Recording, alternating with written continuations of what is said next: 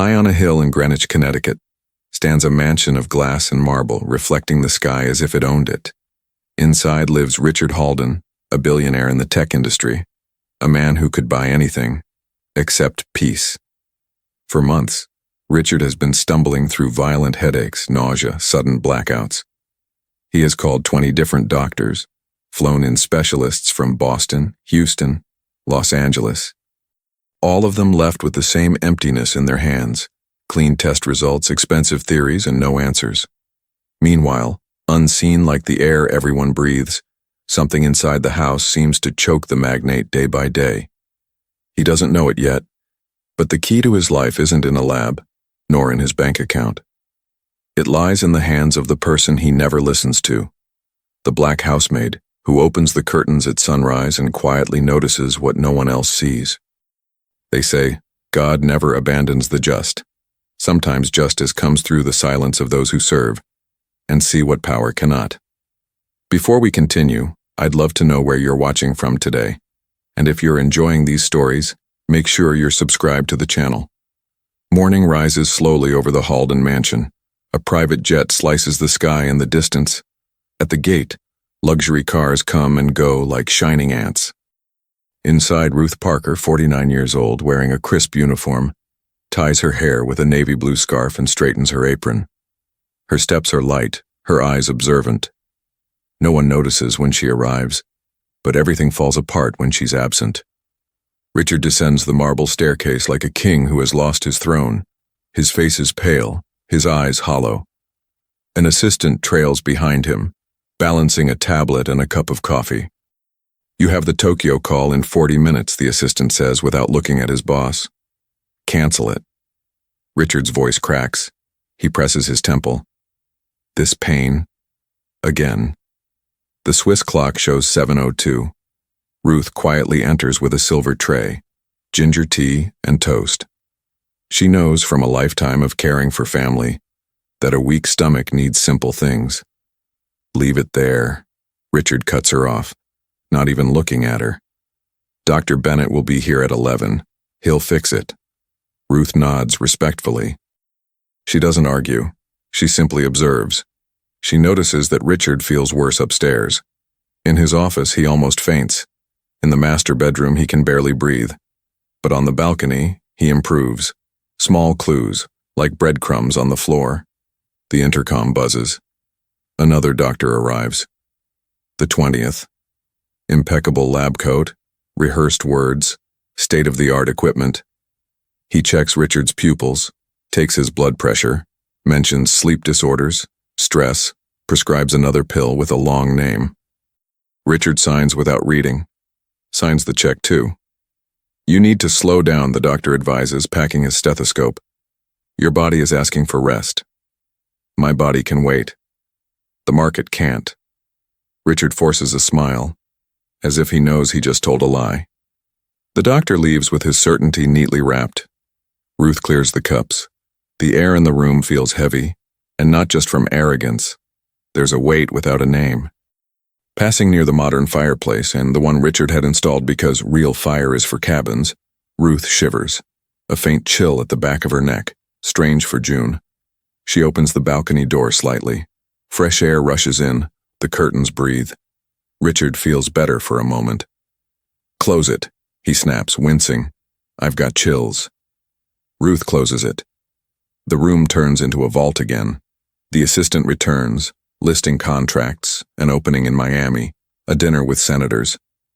Richard tries to listen, but his head pounds. The whole mansion seems to whisper.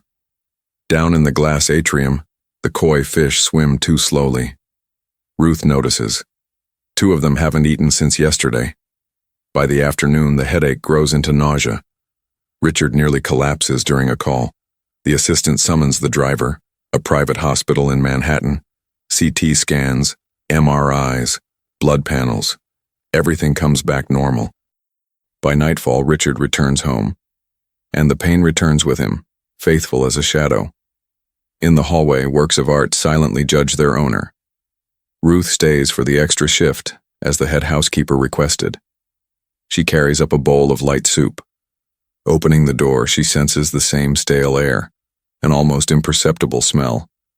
Not exactly foul, but wrong. Richard, jacket off, is half slumped on the bed, gasping. "Leave the soup," he mutters, impatient. "And tell security I don't want anyone in the hall. No one." Ruth sets down the tray, takes a step back. She doesn't argue. She observes. One detail stabs at her. The decorative flame in the fireplace flickers thin and blue, though the thermostat shows the room already hot.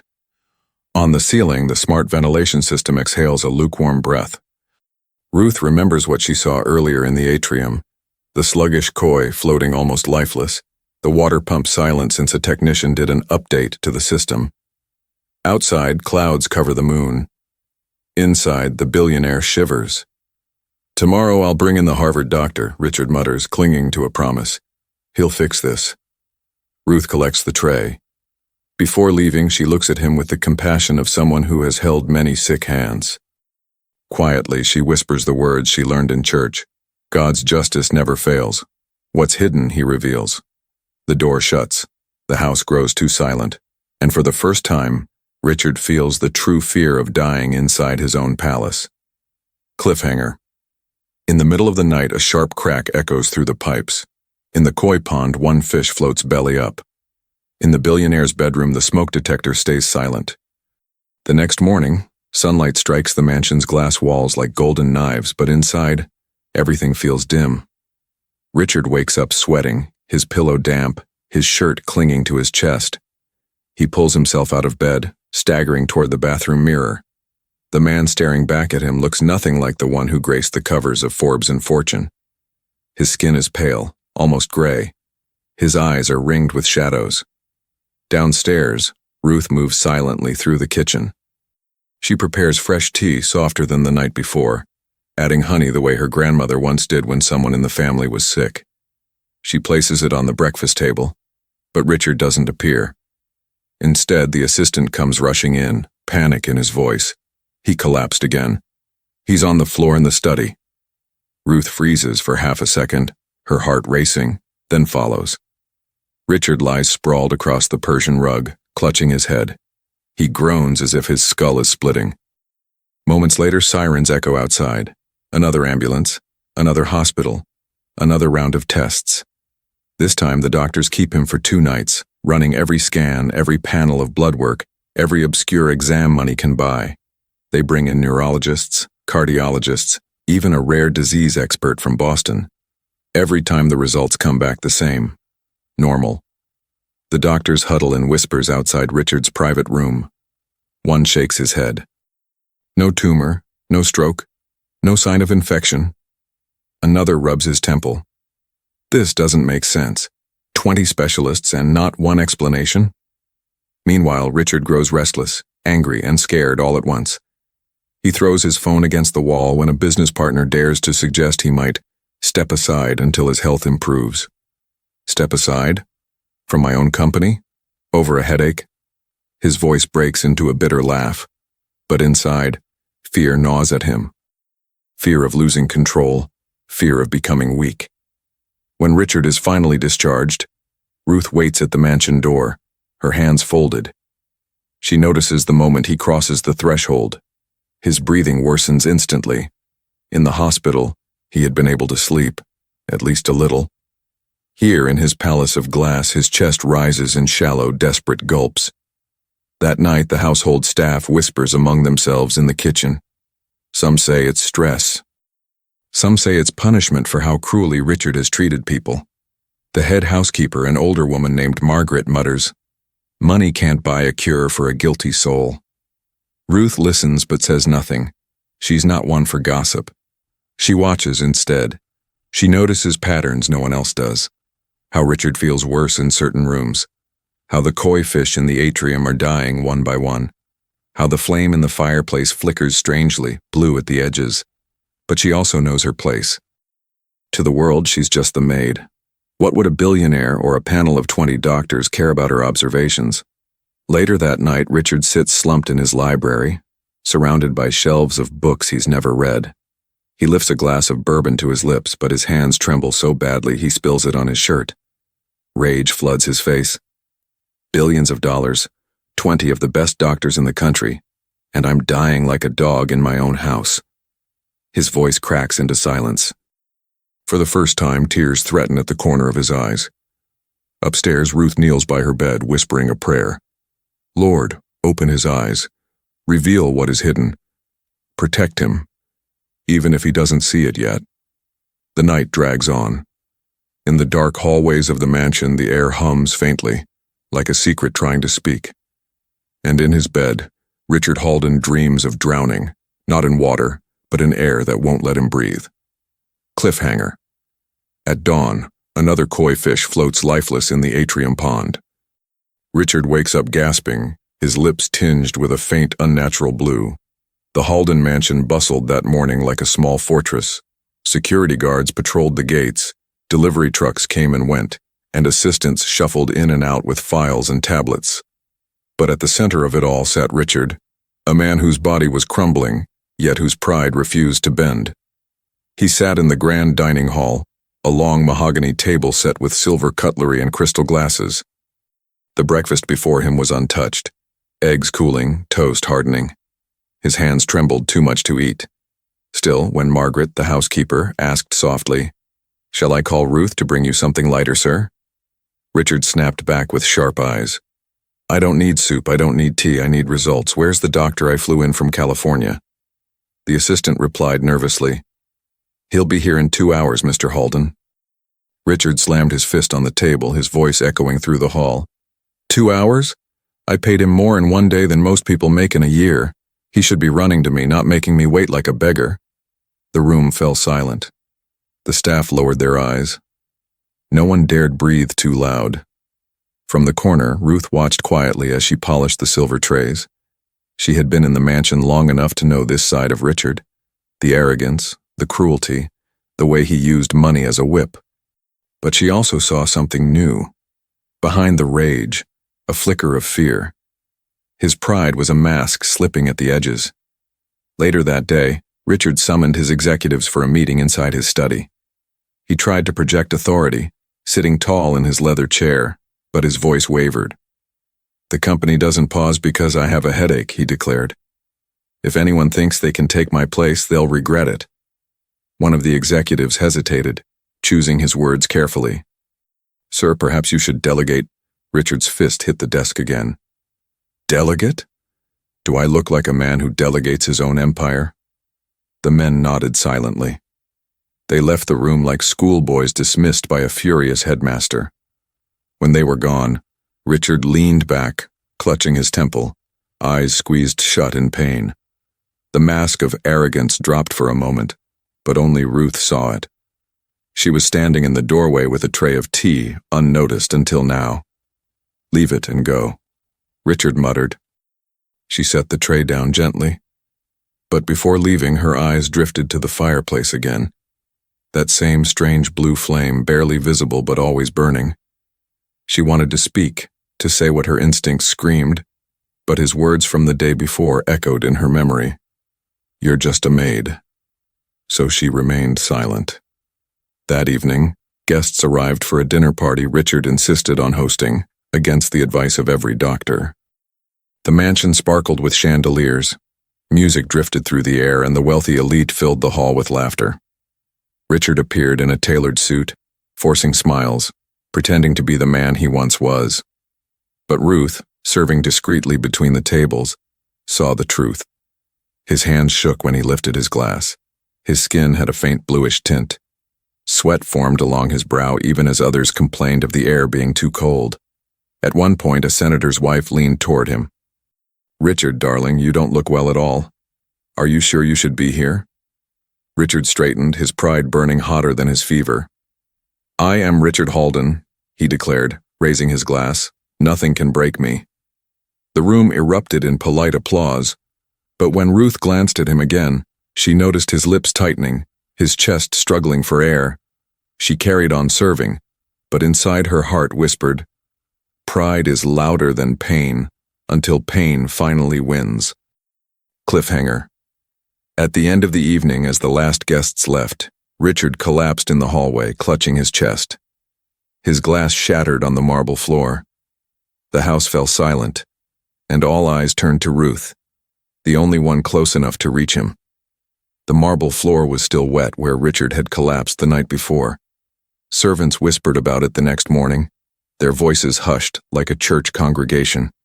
Some said he had fainted from exhaustion, others swore it was his heart. But no one truly knew. Richard, however, refused to admit weakness. By noon he was back in his study, pacing, barking orders into the phone. His voice was hoarse, his steps uneven, but his pride still marched ahead of his failing body. Ruth, moving silently through the halls with her dusting cloth, caught fragments of his anger. "Cancel nothing," he growled.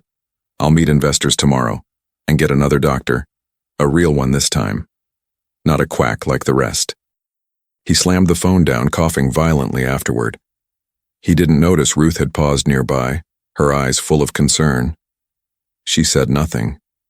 She had learned long ago that in Richard Halden's world, silence was safer than truth. Later, as she tidied the master bedroom, Ruth noticed the same troubling signs. The stale air, the blue flame flickering faintly in the fireplace, the strange hum from the ventilation system. She remembered the koi pond too. 3 more fish now floated lifeless. Her instincts screamed that something was wrong. She wanted to speak, to tell Richard, to tell anyone. But then Margaret, the housekeeper, passed by and muttered, "Don't waste your breath, Ruth. He doesn't hear people like us. To him, we're just shadows in the room." Ruth bowed her head, but her heart felt heavy. She wasn't a doctor, she wasn't an expert. She was just a maid. Who would listen? That evening, Richard called for Ruth directly. He was sitting in the library, his face pale, his eyes rimmed red. "Bring me tea. Strong.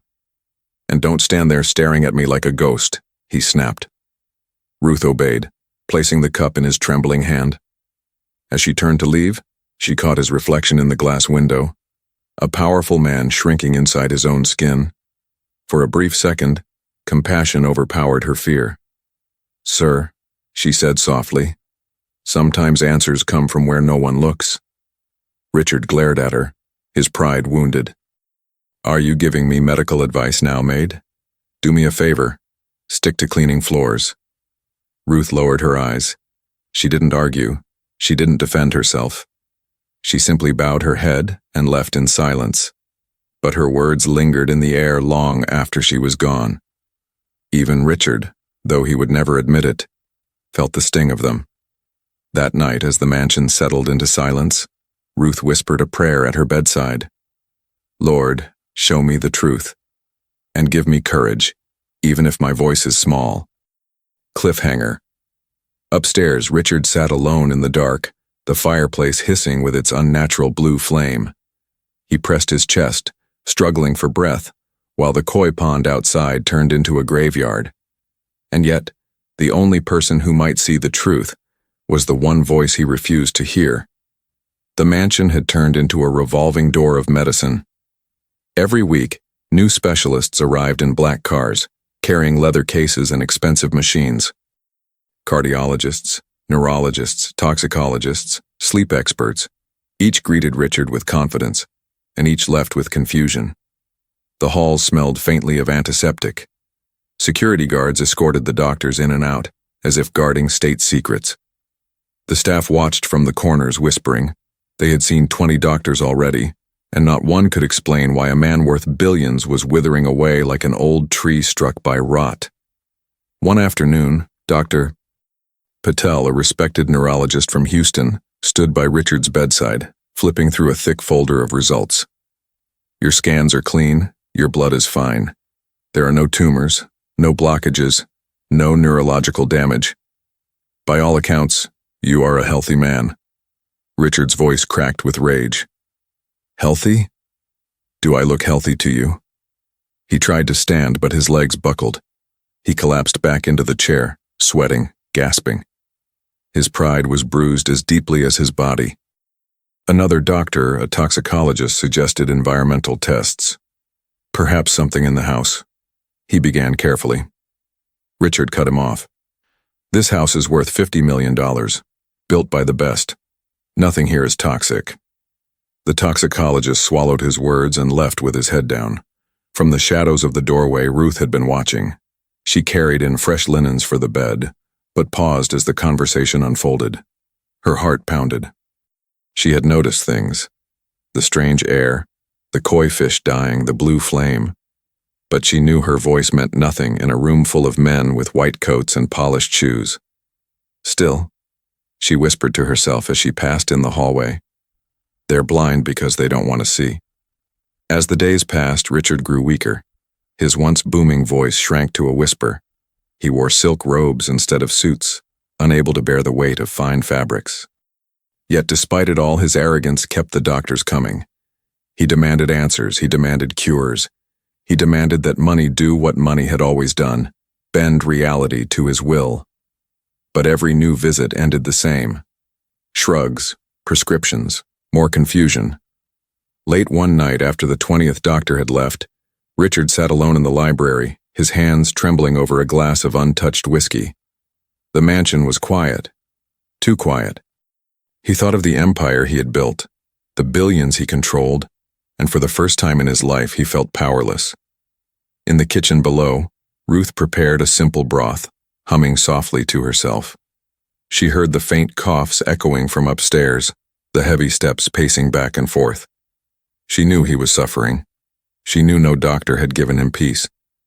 And though she kept her silence, her eyes saw what no one else seemed to notice. Cliffhanger. That night, the mansion's smart system made a faint, mechanical hiss as the vents released another invisible breath. Upstairs, Richard clutched his chest, gasping for air. And downstairs, in the atrium pond, another koi fish rolled lifelessly to the surface. The summer sun glared against the mansion's glass walls, but inside, Richard shivered beneath blankets. His skin was clammy, his lips pale. Another doctor had left that morning, shaking his head, muttering the same tired words. "We'll need to run more tests." But Ruth had noticed something no one else cared to see. It began in the atrium. While dusting the glass railing, she leaned over the koi pond. Only a handful of fish remained alive, swimming weakly, their once bright scales now dull. The water bubbled faintly, but not like before. Something was wrong with the air pumps. She crouched low, her eyes narrowing, her breath catching. She whispered to herself, "If the fish can't breathe, how can he?" That evening, she carried fresh towels to the master bedroom. Richard sat slumped in a chair near the fireplace, his breath shallow, his face gray. He waved her away with a trembling hand. "Leave them there, and don't hover, Ruth. I'm not a child." She obeyed, setting the towels neatly on the dresser. But before leaving, her eyes drifted once more to the fireplace. The flame danced thin and blue, unnatural. She had seen fire all her life, real fire in kitchens and old wood stoves, but never like this. Her memory stirred. Her cousin's house in Alabama years ago, when a gas leak made everyone sick. The same headaches, the same nausea, the same strange blue flame. Her breath caught. Could it be? The next morning, as she served Richard's untouched breakfast, she dared to speak. "Sir, may I say something?" Richard glared, his patience thinner than his body. What now? Another prayer? Ruth swallowed hard, steadying her voice. "The air, sir. The fire in the rooms. The fish dying downstairs. Maybe it isn't you that's sick. Maybe it's the house." For a moment, silence hung heavy. Richard stared at her, then burst into bitter laughter. "The house? Are you telling me my $50 million mansion is poisoning me? Don't be ridiculous. Leave before I lose what's left of my temper." Ruth lowered her eyes, nodded, and stepped away. She knew her place. But deep inside, she felt certainty growing, like a flame God himself had lit in her heart. That night, as the mansion slept, Ruth walked quietly through the halls. She paused by every vent, every crack in the walls. She pressed her hand near the fireplace, feeling the faint heat, smelling the faint odor no one else seemed to notice. And then, as if heaven gave her a sign, she returned to the atrium. Another koi fish had died. Only 3 remained, gasping near the surface. Her hands trembled as she whispered, "It's the air. Lord, it's the air." Cliffhanger. Upstairs, Richard tossed in his bed, his breathing ragged. The smoke detector on the ceiling blinked faintly, but gave no alarm. The mansion was silent that night, but Ruth could not sleep. Something gnawed at her. The dying koi, the stale air, the blue flame. She tossed in bed, praying softly, "Lord, if the doctors cannot see, open my eyes. Show me the truth." Near midnight, a strange hiss echoed through the vents. Ruth sat up straight. It wasn't loud, but it was enough to raise the hairs on her arms. She slipped from her room, careful not to wake the others, and walked barefoot through the darkened halls. In the master suite, Richard lay sprawled across his bed, his breathing shallow, lips tinged faintly blue. His expensive monitors, the blood pressure cuffs, the pulse oximeter, the digital thermometer, all showed normal ranges. But his body told a different story. Ruth crept closer. She felt it in the air itself, heavy, suffocating, invisible. She bent near the fireplace. The flame still flickered thin and blue. Her hand hovered near the vent above Richard's bed. A faint stream of warm air touched her skin, but there was something else in it. Something wrong. Suddenly, memory struck her like lightning. Carbon monoxide. She had heard about it once in church when a pastor's cousin had died in his sleep after a faulty heater leak. No smell, no color, no warning. Just silent death. Her chest tightened. Could that be it? Her heart pounded as she rushed downstairs to the atrium. Only 2 koi remained alive now, gulping desperately at the surface. She pressed her face close to the water, feeling the strange stillness in the air. It was the same. She covered her mouth with her hand, panic rising. She whispered, "Dear God, it's poison. It's been here all along."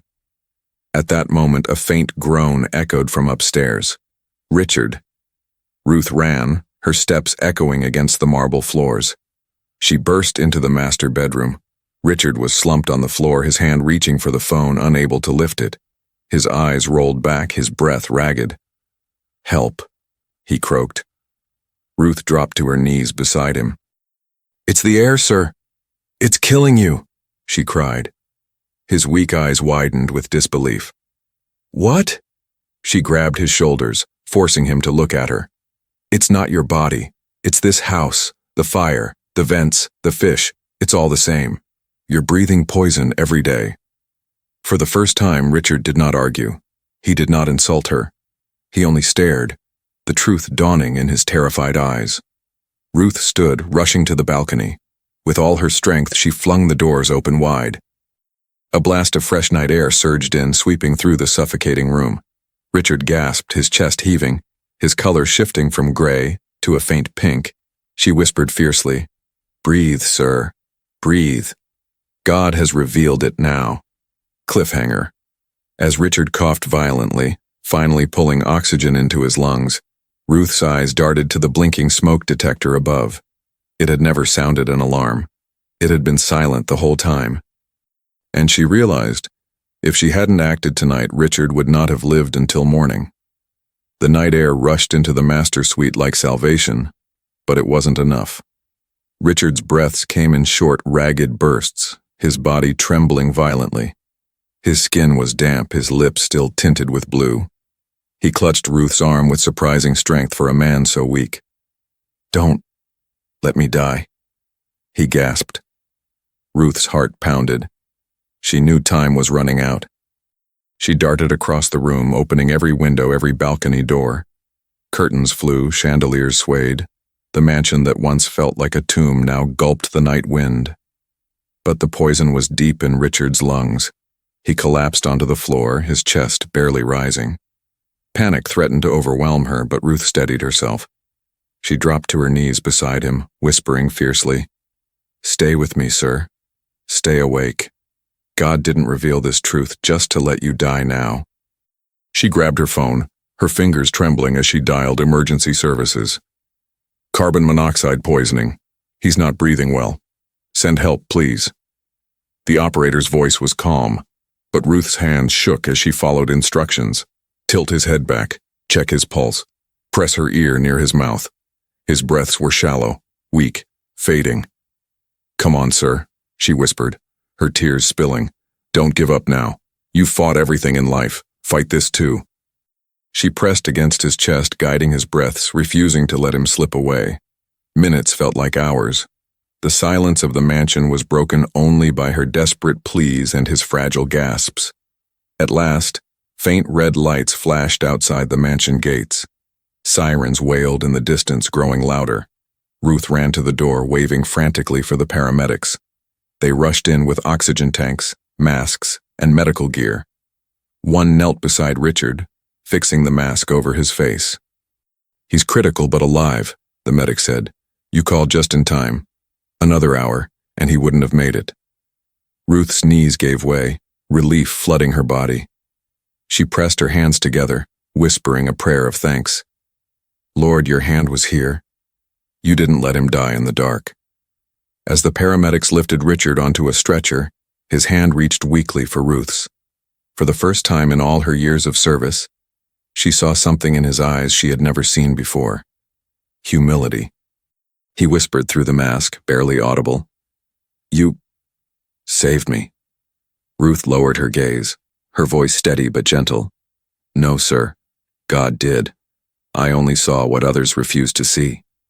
Cliffhanger. As the ambulance sped away into the night, Ruth stood at the mansion's gates, the cool wind brushing her face. Behind her, the grand house loomed, silent, poisonous, a palace built on arrogance. And she knew nothing in Richard Halden's life would ever be the same again. The hospital room was quiet except for the steady hiss of oxygen. Machines blinked softly around Richard's bed, their beeping a rhythm of borrowed time. For the first time in months, his skin carried a hint of color. His breaths, though shallow, were steady. But it wasn't the doctors who had saved him. It wasn't the 20 specialists who came and went with empty hands. It was Ruth. She sat in the corner of the room, her uniform simple, her presence humble. She had followed the ambulance, refusing to leave until she knew he would survive.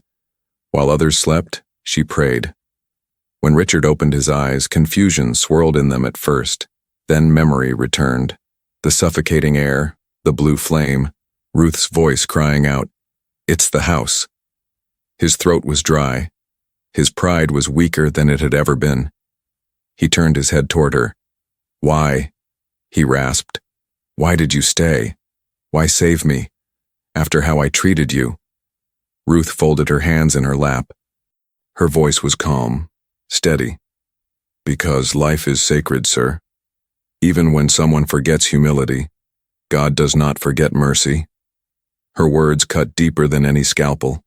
For the first time in decades, Richard felt the weight of his own arrogance pressing down heavier than his illness. The next morning, the doctors returned with confirmation. Severe carbon monoxide exposure.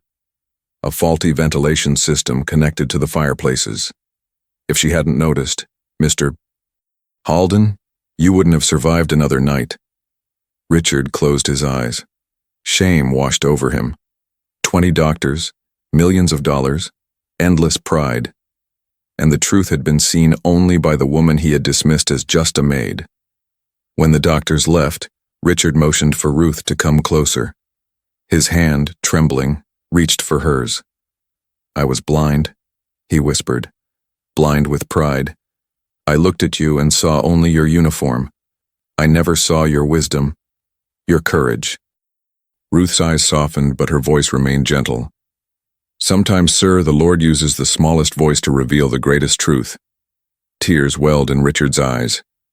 He, who had never bowed to anyone, felt his heart bend for the first time. "Ruth," he said, his voice breaking, "I owe you my life. Not just for saving me, but for showing me who I truly was. A man with everything, yet nothing." Ruth pressed his hand lightly and whispered, "Now you know, sir. Wealth cannot buy breath. Only God gives that gift."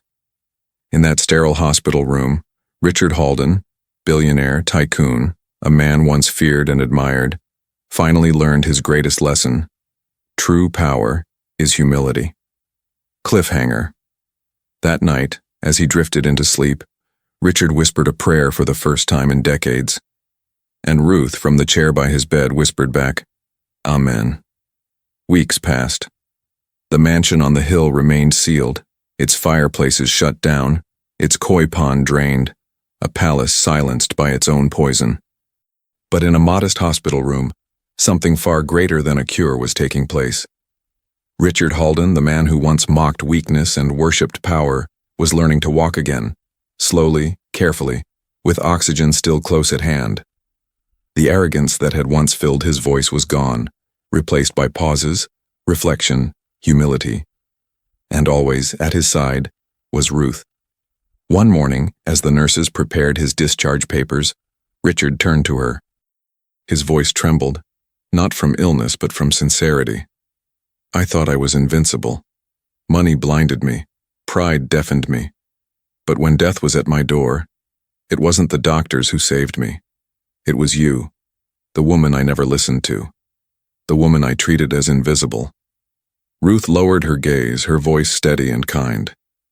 I only saw what God wanted me to see, sir, and I spoke when he gave me courage. Richard reached into the drawer of his bedside table and pulled out a folded document.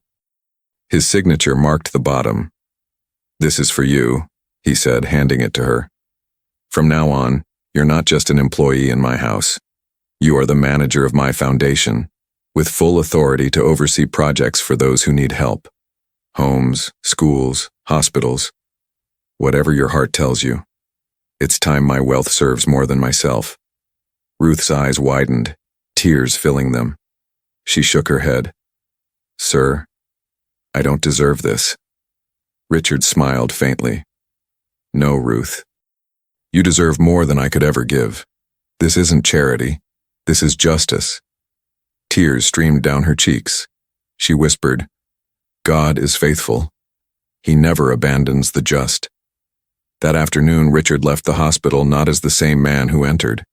His steps were slower, his body weaker, but his soul was lighter. He had faced death and been humbled by life's simplest truth.